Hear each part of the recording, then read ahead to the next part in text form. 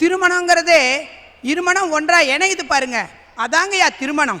திருமணங்கிற சொல்லுக்கே திரு என்றாலே மகாலட்சுமி. அங்க வந்து யாருக்கு கல்யாணம்னா மகாலட்சுமிக்கு கல்யாணங்க. நம்ம சொல்றது இல்ல முருகனுக்கு கல்யாணம், சிவபெருமானுக்கு கல்யாணம், ராமனுக்கு கல்யாணம்னு யாரும் சொல்றது இல்லைங்க. அங்க என்ன சொல்றோம்? சீதா கல்யாணம், பாமா ருக்மணி கல்யாணம், மீனாட்சி அம்மனுக்கு கல்யாணம்னு சொல்றோம். எல்லாம் சொல்றாங்க படைச்சதெல்லாம் சிவபெருமான் தான், சிவபெருமான்னு சொல்ல வேண்டியதானுங்க ஐயா. சிவபெருமானுக்கு கல்யாணம்னு எங்கேயோ பிறந்து எங்கேயோ வளர்ந்த ரெண்டு உள்ளங்களை அன்பால பாசத்தால பிணைச்சு வைக்கிறாங்க பாத்தீங்களா, அதாங்கய்யா கல்யாணம். ஏன் அந்த கல்யாணத்துக்கு சிவனுடைய கல்யாணம் சொல்லுன்னு சொன்னா திருக்கல்யாணம் என்று சொல்லுகிறான், மீனாட்சி கல்யாணம் என்று சொல்லுகிறான், சீதா கல்யாணம் என்று சொல்லுகிறான். என்ன காரணம்? தாலியை மாங்கல்யத்தை கொடுப்பவன் நான், தாலியை சுமப்பவள் பெண். அதை போல பிள்ளை வரத்தை கொடுப்பவன் நான், அதை சுமப்பவள் பெண். சுமக்கின்றவளுக்குத்தான் மரியாதை, கொடுப்பவனுக்கு இருக்கும் மரியாதையை விட சுமப்பவளுக்கு மரியாதை கொடுக்க வேண்டும் என்ற காரணத்தால் தான் அது சீதா கல்யாணம், அது மீனாட்சி கல்யாணம், அது திருக்கல்யாணம். எனக்கும் மாப்பிள்ளை பார்த்தாங்கய்யா, கல்யாண நாளும் வந்தது, கல்யாணம் முடிஞ்சுது. அன்னைக்கு சாயங்காலம் வாடி நம்ம ஜாலியாக வெளியே போவானார். போனவுன்னு ஒரு பெரிய ஹோட்டல் கூட்டிகிட்டு போனாருங்க. அப்புறமா அவர் என்னென்னவோ ஆர்டர் பண்ணாருங்க. நானும் நல்லா தின்னுட்டு வீட்டுக்கு வந்தோம். மணி 11 ஆயிடுச்சுங்க. கதவு மூடி கிடந்தது. நான் சொன்னேன், நான் முதல்ல இப்போ தான் வெளியே போயிட்டு வர்றேன், நான் கதவை தட்டினா உங்கள் அம்மா திட்டுவாங்க, நீங்கள் தட்டுங்கன்னு. இவர் என்ன பண்ணார்? அம்மா அம்மான்னாரு. அந்த அம்மா வந்தாங்க. சோறு வச்சிருக்குதா, போய் படுத்து தூங்குடா தின்னுபிட்டு அப்படின்னாங்க. இவர் என்ன பண்ணார்? அம்மா அப்படின்னாரு. இன்னைக்கு இவளை வெளியே கூட்டிகிட்டு போனாமா, நான் அங்கேயே சாப்பிட்டு வந்துட்டேம்மா. என்ன நினச்சிக்கிட்டு இருக்கிற நீ? அரிசி பருப்பு வைக்கிற விலைக்கு உனக்கு புது பொண்டாட்டி வந்தாட்டுன்னு சொல்லிட்டு போக வேண்டியதானடா. பழச நாளைக்கு யாருடா திம்பா, எவடா திம்பான்னாரு. அவர் இப்படின்னாரு. போனேன் ரூமுக்கு. நீ ஒன்றும் கவலைப்படாத, எங்கள் அம்மா சத்தம் போட்டால் போட்டு போகுது, பழைய சோறு கடை தான் கடந்துட்டு போகுது. நீ எங்கள் அம்மா அப்பாவையும் மட்டும் என் மேலே நம்பிக்கை இருந்தா நீ எதிர்த்து பேசாதேன்னாரு.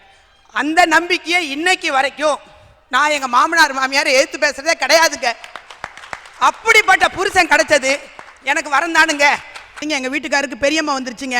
அப்போ வந்து மீனாட்சி அம்மாட்ட வேண்டிக்கிட்டேன், எங்கள் வீட்டுக்காரர் மட்டும் நல்லா எந்திரிச்சு வந்துட்டாருன்னா இந்த தெருவோரத்தில் இருக்கிறாங்க பார்த்தீங்களா உணவு இல்லாத ஏழைகளுக்கு என்னால் முடிந்த மட்டும் உணவு தரேன்னு வேண்டிக்கிட்டேங்க. நான் ஏழைகளுக்கு தர்மம் செய்கிறேன்னு வேண்டிக்கிட்டது அந்த அம்மா காதில் உளுந்த உடனே 15 நாளில் எங்கள் வீட்டுக்காரர் நல்லபடியாக எந்திரிச்சாருங்க.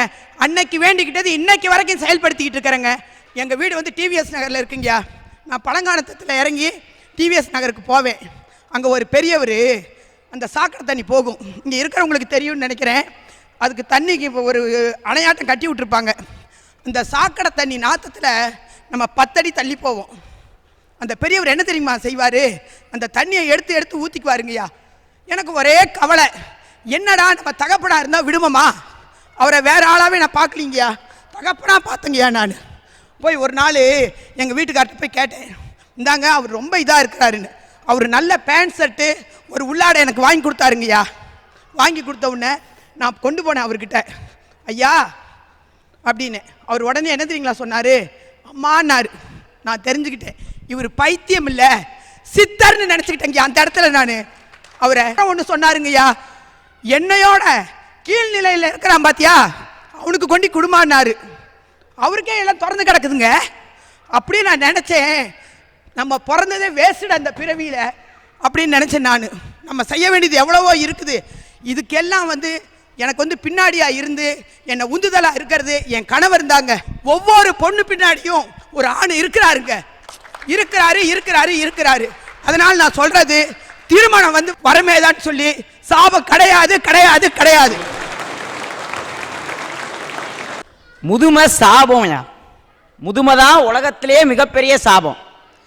தாயின் மடியில் நிலாச்சோறு, தந்தையின் மடியில் பாசச்சோறு, இப்படியெல்லாம் உண்டு கழிச்ச நமக்கு கடைசி காலத்தில் நம்ம மகன் நமக்கு ஒரு நேர சோறாவது போடுவானான்னு ஏங்கி கிடக்குதே இந்த முதுமைதாயா சாபம். ஐயா, வீட்டில் நாய்க்குட்டி வளர்க்குறத பார்த்துருப்பீங்க. அந்த நாய்க்குட்டியை கொஞ்சுறதும் கொலாவுறதும் குளிப்பாட்டுறதும். அந்த நாய்க்குட்டிக்கு இருக்கிற சுதந்திரம் என்ன தெரியுமா? தன்னோட வீட்டில் எங்கே வேணாலும் அது போயிட்டு வரலாம். ஆனால் தன்னை பெற்ற தாயும் தகப்பனும் அதே வீட்டு வாசல்ல ஒரு மூலையில முடங்கி கிடப்பாங்க. அந்த தாயும் தகப்பனும் என்ன தெரியுமா நினைப்பாங்க? நம்ப மக அந்த நாய்க்குட்டியை கொஞ்சிறதுக்கு செலவிடுற நேரத்தை கூட நம்ம கிட்ட செலவிட மாட்டானே நினைக்கிறாங்களே, அந்த முதுமை சாபம் தானங்கய்யா. ஐயா, இந்த மகனுக்கெல்லாம் ஒன்று சொல்லிக்கிறேன், நீ லட்ச லட்சமா கோடி கோடியா சம்பாரிச்சு ஒன்றும் பிரயோஜனம் கிடையாது. உன்னை பெத்த ஆத்தா பக்கத்துலையும் அப்பம் பக்கத்துலையும் ஒரு 10 நிமிஷம் உட்காந்து பேசு, அதுதான் நீ லட்சம் கோடி சம்பாரிச்சதுக்கு ஈடு. இந்த மாதிரியான பாசமும் பராமரிப்பும் கவனிப்பும் இல்லாம கிடக்கிற அந்த முதுமை சாபம் தானங்கய்யா. முதுமை சாபம்யா.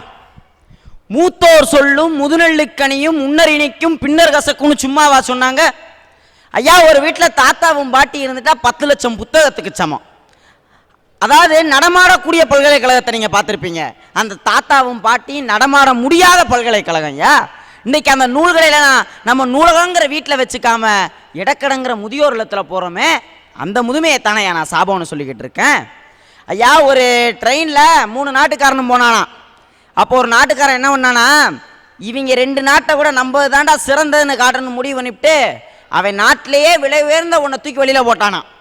கேட்டானா இவன், எதுக்குடா இந்த மாதிரி பண்ணுன அப்படின்னானா. உடனே அவன் சொன்னானா, ஐ டோன்ட் கேர், இது எங்கள் நாட்டில் நிறையா இருக்குது அப்படின்னானா. உடனே இதை பார்த்த இன்னொருத்த என்ன பண்ணானா, இவன் நாட்டை உயர்த்தி காட்டிட்டான், நம்ம சும்மா இருக்கக்கூடாதுறான்ட்டு இவன் நாட்டிலே உயர்ந்த உன்னை தூக்கி ஜன்னல் வழியாக வெளியே போட்டானா. உடனே இந்தியாக்காரன் உட்காந்துருந்தானா. அவன் கேட்டானா, ஏண்டா அவன் பண்ண முட்டாத்தனத்தையே நீயும் பண்ணுன அப்படின்னானா. அதுக்கு அந்த நாட்டுக்காரன் சொன்னானா, ஐ டோன்ட் கேர், இது எங்கள் நாட்டில் நிறையா இருக்குன்னானா. பார்த்தான் இந்தியாக்காரன், ஒன்றும் பண்ண முடியல. இவங்க 2 நாட்டை விட நம்ம நாட்டை தாண்டா பெருசாக காட்டணும்னு முடிவு பண்ணிட்டு பக்கத்தில் இந்த கிளவையை பிடிச்சி தள்ளி விட்டான். அவங்க கேட்டான், எதுக்கு அந்த கிளவையை தள்ளி விட்டா? ஐ டோன்ட் கேர், இது எங்கள் நாட்டில் நிறையா இருக்குன்னானா. ஐயா, இப்படி ஒரு முதுமையை புரிஞ்சு கொள்ள முடியாத இளைஞர்கள் இருக்கையில் இந்த இந்திய மண்ணில் அந்த முதுமை சாபம் தானங்க ஐயா. ஐயா, மகாபாரதத்தில் கர்ணனும் அர்ஜுனனும் எதிராக நிற்கிறாங்க. அப்போ அர்ஜுனன் வில்ல ஏவுறான் கர்ணனை கொல்றதுக்காக.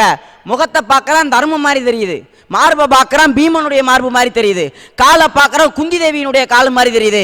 என்ன பண்ணுறதுனே அவனுக்கு தெரியல. உடனே ஒரு முடிவு எடுத்துட்டு அப்படியே நின்றான்.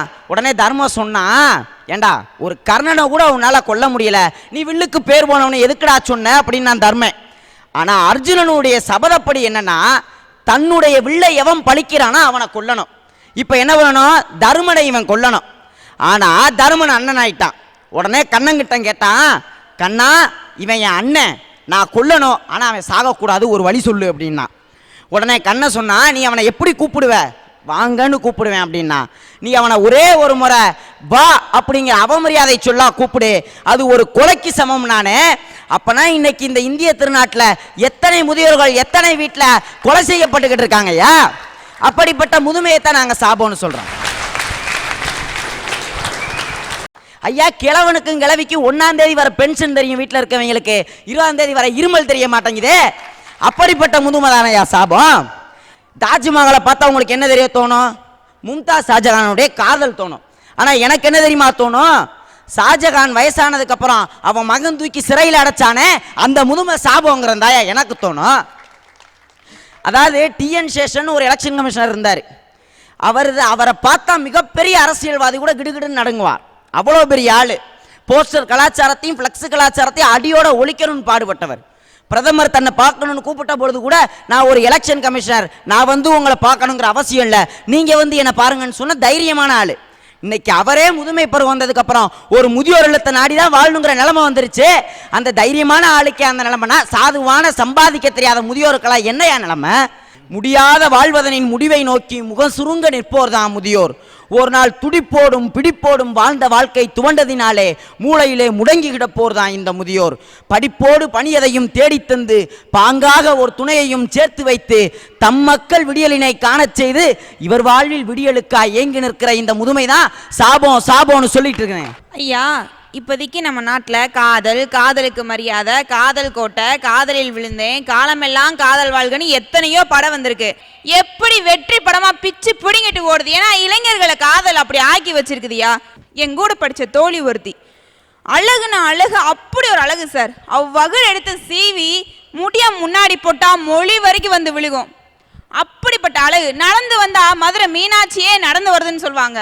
அப்படிப்பட்ட பொண்ணு நான் இந்த இளைஞர்கள் சொல்ற மாதிரி ஒரு காதல்ன்ற வலையில அவளும் விழுந்தா. நாங்களே எவ்வளோ சொல்லி பார்த்தோம், காதல் தயவு செஞ்சு வேணாம், உன்னை பெற்றவங்க ரொம்ப கஷ்டப்படுறாங்க, இப்போதைக்கு வேண்டாம், எவ்வளவோ கண்ணீர் சிந்தி பார்த்தேன், அவள் கேட்கல. ஏன்னா அப்போதைக்கு காதல் அவள் கண்ணை மறைச்சிருச்சு. அப்போ பெற்றவளை கொஞ்சம் கூட நினச்சி பார்க்காத முடியாதபடி அந்த காதல் அவளை தள்ளிடுச்சு. அவளும் லவ் பண்ணி ஒரு நாள் அந்த பையனோட ஓடிட்டா. அந்த பெத்தவ பட்ட பாட சொல்லி மாள முடியாது சார். ஒரு நாள் 5 நாள் கழிச்சு ஒரு கால் வருது. அவ ஏதோ ஒரு பஸ் ஸ்டாண்ட்ல பிச்சைக்காரியா பைத்தியக்காரியா தான் யாருன்னு ஒரு தெரியாத ஒரு நிலைமையில நின்றுட்டு இருக்கான்னு சொல்லிட்டு போய் பார்த்தா அவ சொல்ற ஒரே ஒரு வார்த்தை என்ன தெரியுமா சார்? என்னை விட்டுன்னு மட்டும் அவ சொல்றா. அப்ப அவள் அந்த இடத்துல என்னென்ன பண்ணிருப்பாங்க, எப்படி செதைச்சிருப்பாங்கன்னு பாருங்க சார். ஒரு பெத்த தாய் 10 மாசம் சுமந்து பெத்தது இதுக்காகவா சார்? தன் பிள்ளை இப்படி எல்லாம் கதறமான அவ பெத்திருப்பா. எத்தனையோ மேடையில் அவ பிரைஸ் வாங்குறப்பெல்லாம் நாங்க யோசிப்போம், சி இப்படிப்பட்ட மகளை பெக்கிறதுக்கு அந்த தாய் புண்ணியம் பண்ணியிருக்கணும் அப்படின்னு சொல்லிட்டு. கடைசியில் அந்த தாய் அவ ரொம்ப அவமரியாதை சொல்லலாம் கேட்குற மாதிரி பண்ணிட்டா. கடைசியில் அவளை ஏர்வாடியில் கொண்டு போய் சேர்த்துருக்காங்க சார். இப்போ அவங்க அப்பா பிள்ளை மேல பாசமா இருப்பாரு. இப்போ தன் பிள்ளை வாழ்க்கை அப்படி ஆயிடுச்சேன்னு நினைச்சு அந்த அந்த தகப்பனுமே பைத்தியக்காரரா ஏர்வாடியில் இருக்காரு. என்ன ஒரு விஷயம் அப்படின்னாக்கா, மகளும் அதே தூண்ல தான் கட்டப்பட்டிருக்காரு, தகப்பனும் அதே தூண்ல தான் கட்டப்பட்டிருக்காரு. ஒரே விஷயம், அவளுக்கு தெரியாது இவர் தான் அப்பான்னு சொல்லிட்டு, இவருக்கு தெரியாது அவர் தான் மகன் சொல்லிட்டு அந்த நிலைமைக்கு காதல் ஒரு குடும்பத்தை ஆக்கி வச்சிருக்கு சார். ஏன் சார் 25 வருஷம் பெத்து வளர்த்தவங்களை விட 25 நிமிஷத்துல வந்து பேசுறவங்க என்ன சார் முக்கியத்துவம் கொடுக்குறான் உங்களுக்கு? அதான் சார் நான் சாபான்னு சொல்றேன். அப்படிப்பட்ட காதல் வேணாம் சார். தயவு செஞ்சு கொஞ்சமாவது புரிஞ்சு தான் பெத்தவங்க எவ்வளவு கஷ்டப்படுறாங்கன்னு நினைச்சு பாருங்க. காதல் சாபம்.